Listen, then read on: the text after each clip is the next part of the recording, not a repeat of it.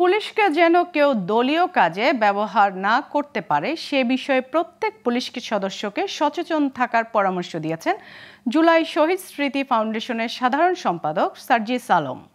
সকালে খুলনা জেলা শিল্পকলা একাডেমিতে আয়োজিত গণ অভ্যুত্থানের শহীদ পরিবারকে সহায়তা প্রদান অনুষ্ঠানে তিনি এ পরামর্শ দেন। এ সময় ৫৮ শহীদ পরিবারের মাঝে আর্থিক সহায়তা প্রদান করা হয়। ফাউন্ডেশনের প্রতিনিধি দল শহীদ পরিবারের মাঝে এই অনুদানের অর্থ তুলে দেন।